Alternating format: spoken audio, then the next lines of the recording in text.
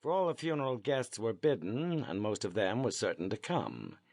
He had attempted that morning to remove his mother's accustomed chair from the drawing-room, fearing that the sight of it might distress some of her old friends. But the oldest of these, Miss Puss Pottinger, had caught him in the act, and berated him for heartlessness. Louisa's chair, she said, through angry tears, must stay where it had always been. She, Miss Puss, would not permit this relic of a great and fragrant spirit to be banished to an upstairs room on the very day of the funeral. And to make sure that no one committed unwitting sacrilege by sitting in it, she would herself lay one of the funeral wreaths, the cushion of white roses from the Imperial Order Daughters of the Empire, on the seat. So the chair remained a shrine, and for Solly a portent of the ordeal which was yet to come. The service was running according to schedule. A full choir had been specified in the directions, and as full a choir as could be mustered on a weekday was present. Because the schools had closed for the Christmas holidays, 18 of the cathedral's 20 boys had been secured. 8 of the singing men had been able to come. $40 for the men and $36 for the boys.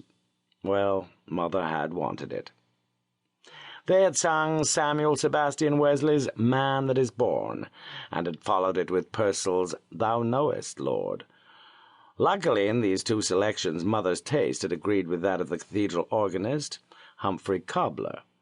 The hazard was yet to come. This hazard was Mrs. Bridgetower's personal contribution to the funeral service. She had attended many funerals in her time, and had been unfavorably impressed by the fact that what the prayer book had to say about death seemed to apply chiefly to men. A feminist of a dignified sort all her life, she felt that the funeral service lacked the feminine touch, and she had arranged for this to be supplied at her own burial. She had specified that a certain piece of music be sung, and that it be sung by a female voice. She admired, she said in her last letter to her son, the fine choir of men and boys which Mr. Cobbler had made so great an adornment of St. Nicholas. But at her funeral she wanted a woman to sing My Task, E. L. Ashford's lovely setting of Maud Louise Ray's dear and inspiring poem. The dean had not liked the idea, but he did not go so far as to forbid it. He knew that he would have to brave Miss Puss if he did so. But Humphrey Cobbler had hooted. Cobbler was a personal friend of Solly's, and he had spoken with great freedom.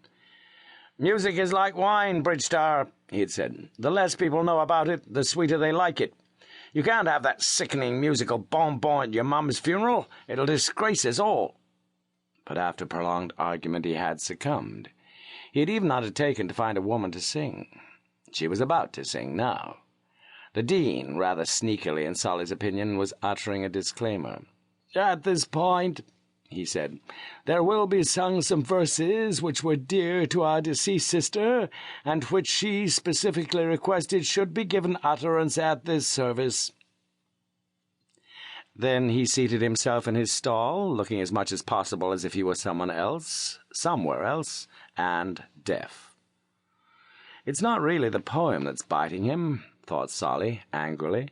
"It's the idea of the poem applied to Mother. Well, she wanted it, and here it is, to hell with them all." The singer was by the organ console with Cobbler, and thus could not be seen by the mourners in the nave.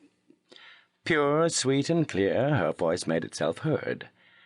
"To love someone more dearly every day, to help a wandering child to find his way, to ponder o'er a noble thought and pray, and smile when evening falls, this is my task."